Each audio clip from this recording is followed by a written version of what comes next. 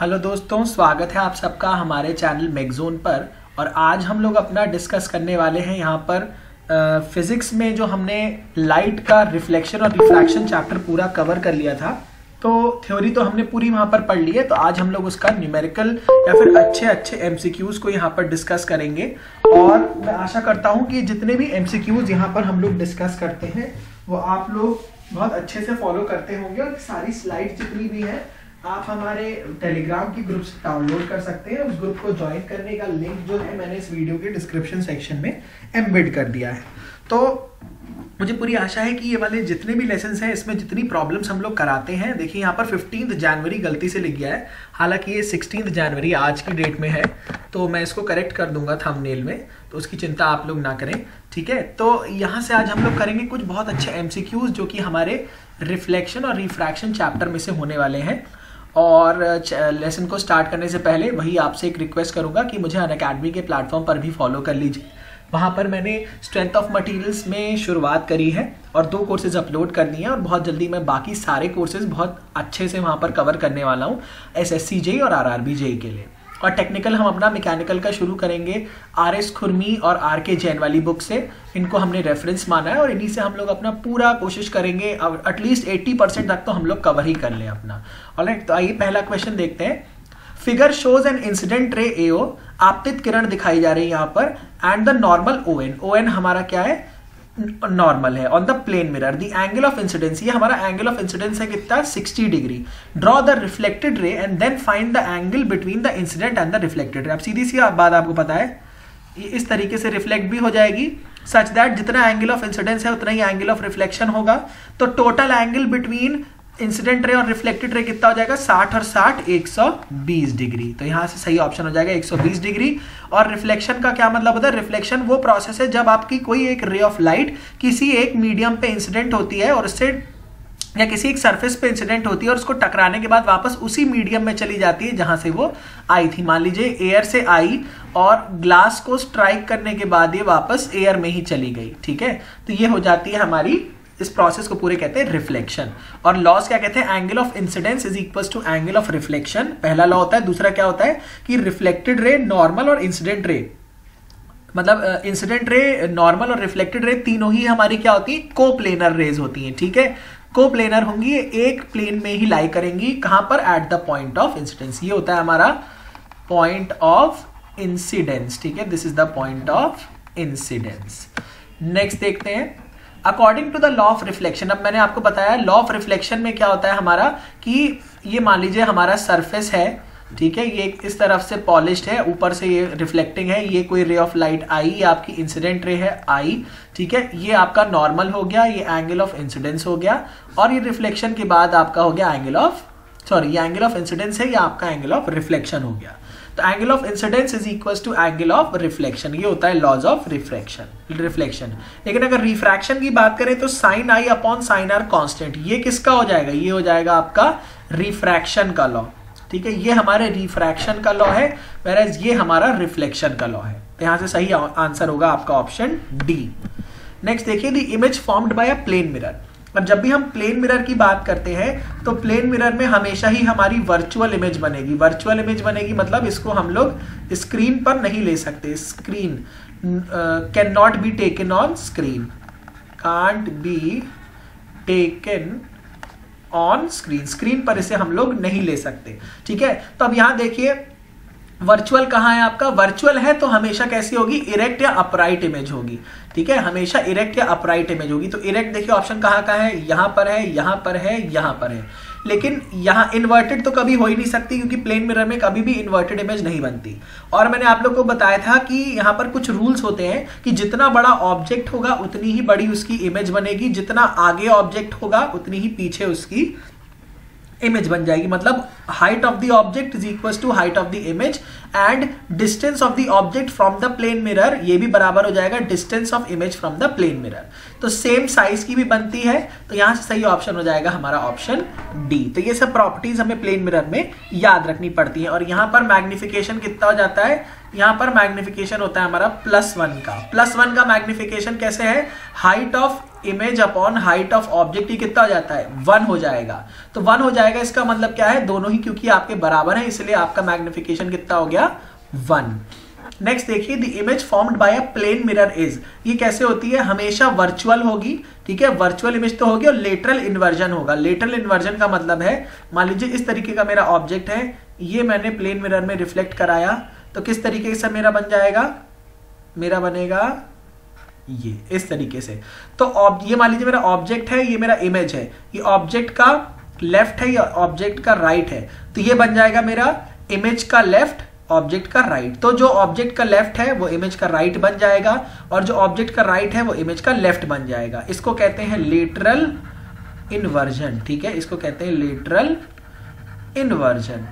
तो यहां से सही ऑप्शन हो जाएगा मेरा वर्चुअल इमेज तो होगी और विद लेटरल इन्वर्जन भी हो जाएगा, ठीक है। एक प्लेन मिरर में कभी भी इन्वर्टेड इमेज नहीं बन सकती, ठीक है, कभी भी इन्वर्टेड इमेज नहीं बनेगी, कभी भी रियल इमेज नहीं बनेगी, और क्योंकि ये वर्चुअल है तो इसको स्क्रीन पर नहीं ले सकते, can't be taken on the screen, इसको कभी भी हम लोग स्क्रीन पर नहीं ले सकते हैं, ठीक है। और यहां से एक और बात, इसका मैग्निफिकेशन कितना हो जाता है, ये हो जाता है 1 के बराबर, क्योंकि यहां पर हाइट ऑफ इमेज और हाइट ऑफ ऑब्जेक्ट दोनों बराबर हो जाते हैं। और distance of object from the mirror, ये किसके बराबर जाएगा, distance of image from the mirror, मतलब ऑब्जेक्ट के जितना आगे, मतलब मिरर के जितना आगे ऑब्जेक्ट रखा है मिरर के उतने ही पीछे उसकी इमेज बन जाएगी, ठीक है, ये हो गया।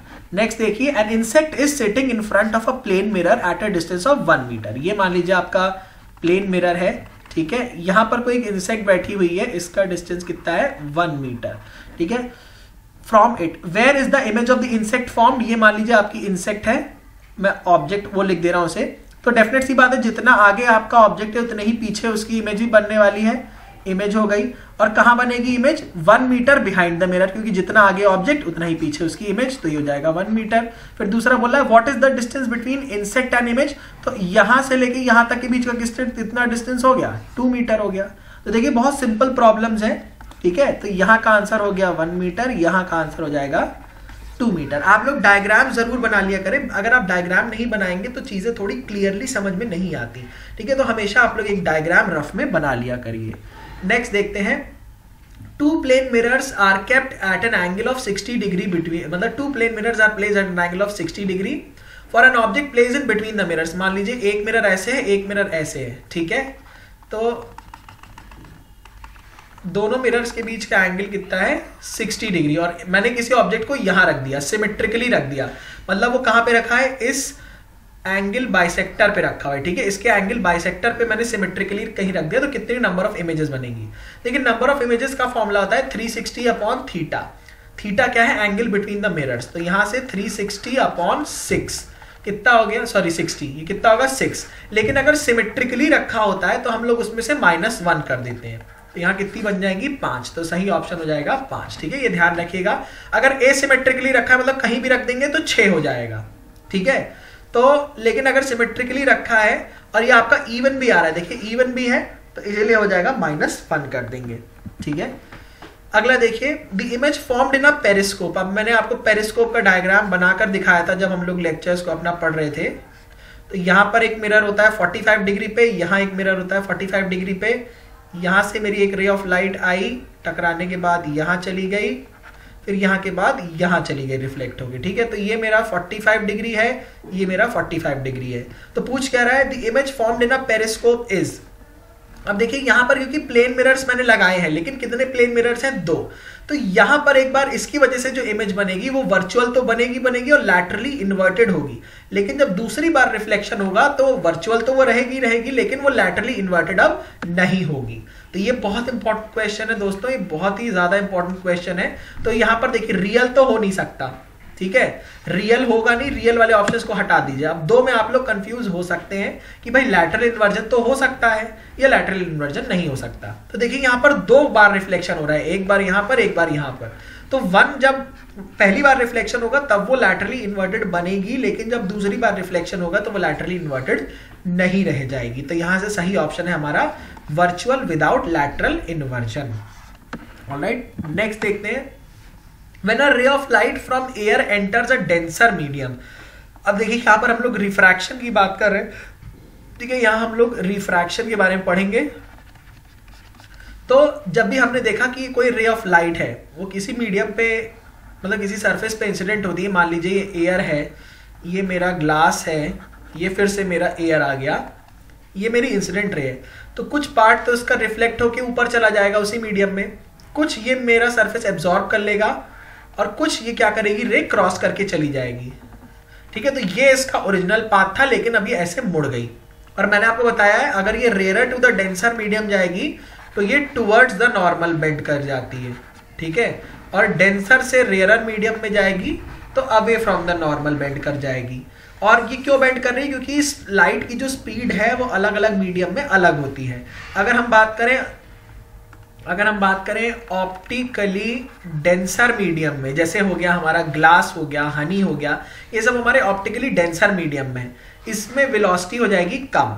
लेकिन अगर हम बात करें ऑप्टिकली रेयरर मीडियम में, तो यहां पर इसकी वेलोसिटी हो जाएगी ज्यादा। ठीक है, तो यहां पर क्या होगा, देखिए एंटर्स अ डेंसर मीडियम, एक डेंसर मीडियम में एंटर कर रही है, मतलब आ कहां से रही होगी, रेयरर मीडियम से। तो जब ये रेयरर से डेंसर मीडियम में जा रही है तो ये कहां करेगी, it bends towards the normal. तो यहां से ऑप्शन सी हो जाएगा हमारा ऑप्शन बी। तो दोस्तों आप लोग हमारे जो थ्योरी वाले लेक्चर्स हैं वो भी पूरे देख लीजिएगा, उसमें हम लोगों ने सारी चीजें बहुत सही से डेप्थ में पढ़ाई गई हैं। तो अगर आप एक बार वो लेक्चर देख लेंगे तो उसके बाद आपको बहुत ईजी हो जाएगा ये सारे क्वेश्चंस को सॉल्व करना।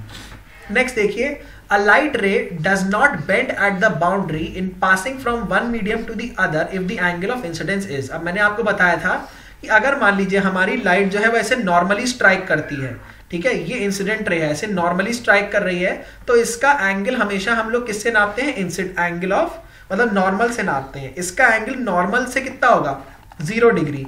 क्यों, क्योंकि यही नॉर्मल हो जाएगी इसके लिए, तो एंगल नॉर्मल से कितना हो गया, 0 डिग्री। इसको मैं कहता हूं नॉर्मल इंसिडेंस, इस कंडीशन को कहेंगे हम नॉर्मल इंसिडेंस। और नॉर्मल इंसिडेंस के केस में हमारा कोई भी डिविएशन नहीं होगा, कोई भी डिविएशन यहां पर नहीं होने वाला है, no deviation will be there.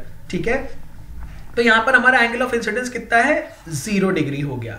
तो यहां पर कुछ लोग सोचेंगे नहीं तो 90 डिग्री पे स्ट्राइक कर रही है सरफेस से, तो ये आपको एंगल सरफेस से नहीं निकालना होता, हमेशा किसके रिस्पेक्ट में निकालेंगे, नॉर्मल के रिस्पेक्ट में हमेशा हम अपना एंगल डिटरमाइन करते हैं। तो यहां पर सही ऑप्शन हो जाएगा हमारा 0 डिग्री, ना कि 90 डिग्री। नेक्स्ट देखिए, which of the following has the highest refractive index. तो देखिए हाईएस्ट रिफ्रैक्टिव इंडेक्स जो है वो हमारे डायमंड का होता है, तो यहां से सही ऑप्शन हो जाएगा हमारा डायमंड। और आपको पता है जो हमारा sine of I upon sine of R, this is equals to mu which is a constant. ठीक है, ये हमेशा एक पेयर ऑफ मीडिया के लिए क्या होगा, कांस्टेंट होगा। म्यू को हम लोग क्या बोलते हैं, म्यू को हम लोग बोलते हैं रिफ्रैक्टिव इंडेक्स। ठीक है, ये बोलते हैं हम लोग रिफ्रैक्टिव इंडेक्स। नेक्स्ट देखिए, the correct statement is speed of all colours of light is same in air, the violet light travels faster than the red light in air, the red light travels faster than the violet light in air. अगर हम बात करें तो जो light की speed है, ठीक है, the speed of light of all colours जो होती है वो एयर में हमारी सेम ही रहेगी। वॉयलेट और रेड की बात करें तो अब अगर हम विबग्योर देखें, VIBGYOR, तो रेड की वेवलेंथ सबसे ज्यादा होती है, वॉयलेट की वेवलेंथ सबसे कम होती है। ठीक है, इसलिए हम लोग टावर्स पे लाल रंग का बल्ब लगाते हैं ताकि वो बहुत दूर से भी दिख जाती है और ये डिविएट भी बहुत कम करती है। तो जिसकी वेवलेंथ सबसे ज्यादा होगी उसमें डिविएशन सबसे कम होगा, और जिसकी वेवलेंथ सबसे कम होगी उसमें डिविएशन सबसे ज्यादा होगा। ये चीज हम लोग पढ़ चुके हैं, इसलिए हम लोग अपने टावर्स के ऊपर लाल लाइट लगाते हैं। ठीक है, तो यहाँ पर जो लाल लाइट है और वॉयलेट लाइट है, सबकी स्पीड क्या होनी है, सेम ही होनी है एयर में। ठीक है, अगर मीडियम सेम है तो सबकी स्पीड सेम होने वाली है। और यहाँ पर हम लोग का करेक्ट स्टेटमेंट क्या होगा, the correct statement is speed of all colours is same in air. Next देखिए, speed of light in air is 3 × 10 to the power। तो स्पीड इन एयर है आपकी 3 × 10 to the power 8 metre per second. और speed of light in glass क्या है हमारी, glass है हमारी 2 × calculate the speed of light, sorry ये है हमारी स्पीड ऑफ लाइट, हमें पता नहीं है। रिफ्रैक्टिव इंडेक्स दिया हुआ है कितना है, 1.5। तो आपको पता है रिफ्रैक्टिव इंडेक्स ऑफ ग्लास दिया हुआ है। अब कि सिर्फ अगर मुझे लिखा है रिफ्रैक्टिव इंडेक्स ऑफ ग्लास, इसका मतलब किसके रिस्पेक्ट में, एयर या वैक्यूम के रिस्पेक्ट में ही होगा। तो आपको पता है A mu G, A air है, this is equals to speed in air upon speed in glass, ठीक है, ये भी रेशियो होता है। तो यहां से स्पीड इन ग्लास कितना हो जाएगा, ये हो जाएगा मेरा speed in air divided by a mu g. तो स्पीड इन एयर कितनी है, 3 × 10⁸, म्यू कितना है 1.5, तो ये हो जाएगा आपका 2 × 10⁸। अगर मैं लिख लेता W म्यू ग्लास, तो W म्यू ग्लास का मतलब क्या होता, speed in water upon speed in glass, ठीक है, ये चीजें आपको याद रखनी है। तो इस तरीके से भी हम लोग रिफ्रैक्टिव इंडेक्स को डिफाइन कर सकते हैं, किसके रिस्पेक्ट में, स्पीड के रिस्पेक्ट में, ठीक है, मीडियम की स्पीड के रिस्पेक्ट में भी हम लोग अपने रिफ्रैक्टिव इंडेक्स को डिफाइन कर सकते हैं। नेक्स्ट देखिए, in refraction of light through a prism the light ray, क्या होता है यहाँ पर, ये आंसर क्या होने वाला है, bends at both the surfaces of the prism towards the base. आपने देखा होगा जब मैंने पढ़ाया, ये मान लीजिए हमारा प्रिज्म है, यहां पर मान लीजिए कोई लाइट रे होती है इंसिडेंट, यहां पर नॉर्मल बनाएंगे, बेस की तरफ झुक जाएगी, फिर यहां पर नॉर्मल बनाएंगे, फिर ऐसे चली जाएगी, तो ये टुवर्ड्स द बेस ही बेंड करती है हमेशा। तो bends at both the surfaces of the prism towards the base, तो यहां पर सही ऑप्शन हो जाएगा सी। और मिनिमम डिविएशन के कंडीशन में ये वाली जो रे है कि अंदर क्या हो जाती है, बेस ऑफ द प्रिज्म के पैरेलल हो जाएगी, it becomes parallel to the base of prism. Next देखिए, the deviation produced by an equilateral prism, एक इक्विलैटरल प्रिज्म क्या होता है, डज नॉट डिपेंड अपॉन, अभी किस पर डिपेंड नहीं करती, देखिए एंगल ऑफ इंसिडेंस पे डिपेंड करती है, हम लोग ने पढ़ा है, कलर ऑफ लाइट पर भी डिपेंड करेगा, लैम्डा ऑफ वॉयलेट, क्योंकि क्या होता है सबसे कम, तो इसमें डिविएशन सबसे ज्यादा होगा, और लैम्डा ऑफ रेड मतलब वेवलेंथ ऑफ रेड सबसे ज्यादा होती है, तो इसमें डिविएशन सबसे कम हो जाएगा। तो मतलब कलर ऑफ लाइट पर भी डिपेंड करता है, मटेरियल ऑफ प्रिज्म पर भी डेफिनेटली डिपेंड करेगा, लेकिन साइज ऑफ प्रिज्म पे डिपेंड नहीं करता, एंगल ऑफ प्रिज्म पे डिपेंड करता है, एंगल ऑफ प्रिज्म पे डिपेंड करता है। और अगर हम देखें अपने प्रिज्म का फ्रंट व्यू, तो ये होता है मेरा एंगल ऑफ प्रिज्म, मतलब ये ए बी सी, तो angle A is nothing but the angle of prism हो जाता है। नेक्स्ट देखिए, with the increase in the angle of incidence of incident light, the angle of deviation produced by the prism। अब हम लोगों ने अपना ग्राफ बनाया था, अगर आप लोग ग्राफ याद करें तो ये मेरा डेविएशन है डेल्टा, और यहाँ है मेरा एंगल ऑफ इंसिडेंस, तो कुछ इस तरीके का ग्राफ बनता है, तो इस पॉइंट पर आकर मिनिमम हो जाता है। तो सबसे पहले क्या होगा, पहले तो डिक्रीज करेगा, फिर मिनिमम हो जाएगा एक पॉइंट पे, फिर इंक्रीज करके मैक्सिमम हो जाएगा। तो first decreases becomes minimum and then increases, तो यहां से सही ऑप्शन हो जाएगा सी। ये ग्राफ आप लोग याद रखिएगा, ये आपका जो ग्राफ है ये बहुत बहुत इंपॉर्टेंट ग्राफ है, और ये बहुत इंपॉर्टेंट क्वेश्चन है, ठीक है। अगला देखिए, a small air bubble in a glass block, a small air bubble in a glass block when seen from above appears to be raised। ये मैंने आपको बताया था कि कुछ जो ऑब्जेक्ट्स होते हैं, अगर वो हमारे डेंसर मीडियम में है, ये हमारा मान लीजिए वाटर है, ठीक है, ये डेंसर मीडियम में है, और उसको आप रेयर मीडियम से ऑब्जर्व करेंगे, रेयर मीडियम से ऑब्जर्व करेंगे, तो वो थोड़ा उठा हुआ दिखता है। उठा हुआ क्यों दिखता है, it is because of the refraction of light, ये हमारे रिफ्रैक्शन ऑफ लाइट की वजह से होता है। नेक्स्ट देखते हैं, an object in a denser medium when viewed from a rarer medium appears to be raised, तो शिफ्ट इज मैक्सिमम फॉर, अब देखें जिसका लैम्डा सबसे कम होगा उसी के करस्पॉन्डिंग हमारा डिविएशन सबसे ज्यादा होगा, और उसी के करस्पॉन्डिंग हमारी शिफ्ट भी सबसे ज्यादा होगी। तो यहाँ पर सही आंसर क्या है, वॉयलेट लाइट, क्योंकि अगर हम विबग्योर को देखें, VIBGYOR, तो V सबसे ऊपर है, इसकी वेवलेंथ सबसे कम है, रेड की वेवलेंथ सबसे ज्यादा है, तो जिसकी वेवलेंथ सबसे कम है उसमें डिविएशन सबसे ज्यादा आएगा, जिसकी वेवलेंथ सबसे ज्यादा है उसमें डिविएशन सबसे कम आएगा, तो डिविएशन ज्यादा आएगा तो शिफ्ट भी यहाँ पर ज्यादा ऑब्जर्व हो जाएगी। तो यहाँ पर सही आंसर है हमारा वायलेट लाइट। नेक्स्ट देखिए, the critical angle for glass air interface, तो क्रिटिकल एंगल हमारा नियरली 42 डिग्री है, डिफाइंड है पहले से ही, ठीक है। तो क्रिटिकल एंगल किसी भी पेयर ऑफ मीडिया के लिए हमेशा क्या होता है, फिक्स हो जाता है, तो यहां से सही ऑप्शन होगा हमारा 42 डिग्रीज। अगला देखिए TIR, पूर्ण आंतरिक परावर्तन अर्थात टोटल इंटरनल रिफ्लेक्शन कब होता है? ये हमारा तब होगा जब हमारी लाइट किसी डेंसर मीडियम से रेयर मीडियम में ट्रैवल करेगी और एंगल आई हमारा क्रिटिकल एंगल से क्या होना चाहिए? बड़ा होना चाहिए। ये पूरी चीजें मैंने वहां पर समझाई है डायग्रामेटिकली, तो आप एक बार हमारे थ्योरी लेसन्स को ध्यान से जरूर देख लीजिएगा। उसमें देखने के बाद आपको बिल्कुल क्लियर हो जाएगा कि TIR कब होगा और कब नहीं होगा। तो यहां से सही ऑप्शन है ऑप्शन डी। नेक्स्ट देखिए, A total reflecting right-angled isosceles prism can be used to deviate a ray of light through 90 degree. ये 90 डिग्री से डिविएट कराने के काम आता है, ठीक है। तो ये राइट एंगल्ड आइसोसेलेस प्रिज्म है। अगला देखिए, the total reflecting equilateral prism can be used to deviate a ray of light through 60 degree. तो यहाँ पर हर एंगल कितना होता है? इक्विलैटरल प्रिज्म में कितना हो जाएगा? 60 60 60। तो ये 60 से ही इसे डिविएट करा देगा। तो यहां पर सही ऑप्शन हो जाएगा 60, यहां पर सही हो जाएगा ऑप्शन हमारा 90। अगला देखिए, a concavo convex lens is, concavo convex lens की अगर हम बात करें तो thick at the centre and thin at the periphery. इस टाइप का कॉनकेवो कॉन्वेक्स होता है, ठीक है।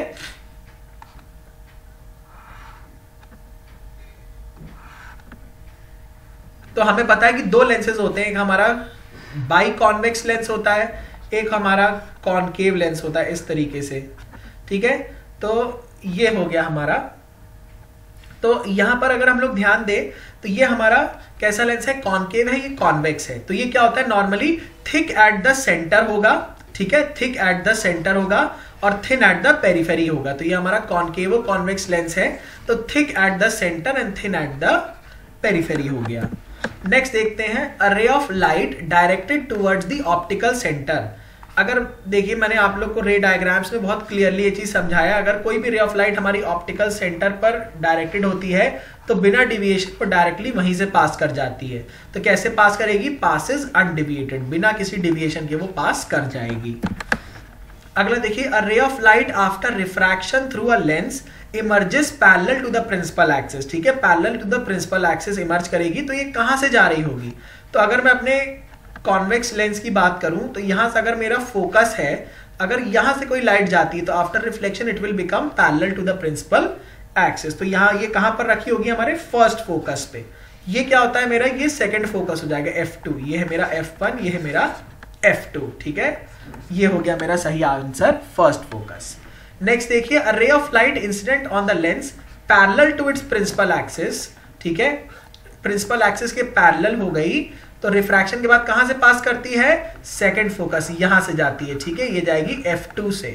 तो रिफ्रैक्शन के बाद जाती है हमारे कहां पर? सेकंड फोकस पे चली जाएगी। तो आंसर सही हो जाएगा आंसर सी।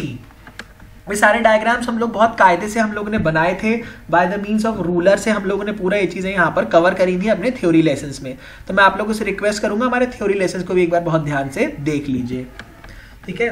अगला देखिए, for an object placed at a distance 20 centimetre in front of a convex lens. तो सबसे पहले हम लोग क्या बना लेंगे? अपना कॉन्वेक्स लेंस बना लेंगे।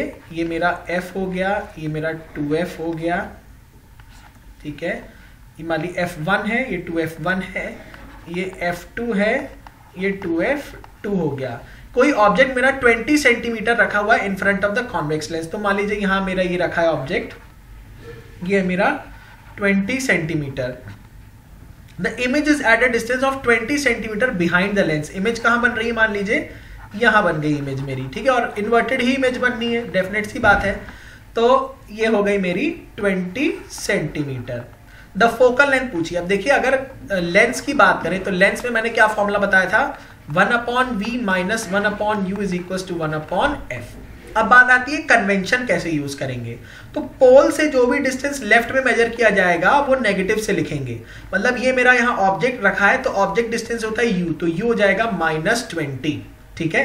तो u को यहाँ रख दीजिए -20। और इमेज डिस्टेंस कहाँ है? ये आगे बन रही है, राइट में इमेज बन रही है। तो जब इमेज राइट में बनेगी तो मैं क्या लिख दूंगा? v + 20। बस यहाँ पर आप रख दीजिए और आंसर क्या मिल जाएगा? 10 सेंटीमीटर। तो सही ऑप्शन हो जाएगा आपका 10 सेंटीमीटर। ये मेरा लेंस फॉर्मूला है। और मिरर फॉर्मूले में क्या लगाते हैं? 1/v + 1/u is equal to 1/f। Convention क्या है? अगर ऑप्टिकल सेंटर के कोई भी डिस्टेंस राइट में मेजर करेंगे तो वो पॉजिटिव हो जाएगा। ऑप्टिकल डिस्टेंस से कोई भी ऑप्टिकल सेंटर से कोई भी डिस्टेंस लेफ्ट मेजर करेंगे तो वो मेरा लेफ्ट हो जाए, मतलब नेगेटिव हो जाएगा, ठीक है। तो ये हो गया हमारा कन्वेंशन। नेक्स्ट देखिए, for an object place between the optical centre and focus of the convex lens. ये इकलौता केस है, मैंने आपको बताया था, बहुत इंपॉर्टेंट केस है।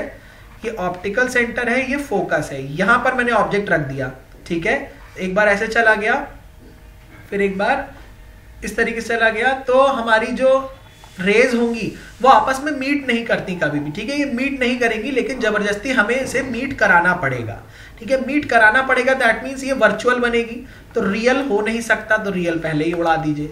और ये इकलौता केस है जहां पर आपकी इमेज कैसी बनेगी, एनलार्ज इमेज बनेगी। और ये कहाँ यूज करते हैं, ये हम लोग शेविंग मिरर में यूज करते हैं, ठीक है। सॉरी, शेविंग ये तो हम लोग मिरर में, कॉनकेव मिरर को यूज करते थे।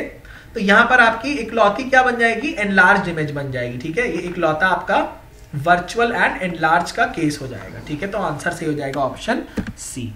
नेक्स्ट देखिए, a concave lens forms the image of an object which is, a concave हमेशा कैसी बनाएगा, वर्चुअल तो बनाएगा ही बनाएगा, इन्वर्टेड नहीं हो सकती भाई, वर्चुअल है तो कभी भी इन्वर्टेड नहीं होगी, तो दो ऑप्शन पहले उड़ा दीजिए। अब virtual upright diminished, virtual upright enlarged, तो नॉर्मली हमारी इमेज क्या होती है, वो डिमिनिश्ड ही बनती है हमारी, ठीक है। वर्चुअल में डिमिनिश्ड ही बनेगी कॉनकेव लेंस के केस में, तो यहां से सही ऑप्शन हो जाएगा हमारा ऑप्शन बी। नेक्स्ट देखिए, on reducing the focal length, focal length घटाने से देखिए आपकी पावर क्या होती है, ये होती है 1 फोकल लेंथ। फोकल लेंथ को घटाएंगे तो पावर क्या हो जाएगी, बढ़ जाएगी, तो पावर इंक्रीज कर जाएगी। यूनिट क्या होती है, डायोप्टर, ठीक है। यूनिट होती है हमारी पावर की डायोप्टर। मैग्नीफाइंग लेंस क्या होता है, मैग्नीफाइंग लेंस से पहली बात तो मैग्नीफाई कर रहे हो तो बड़ी इमेज बनेगी, तो डिमिनिश तो हो नहीं सकता।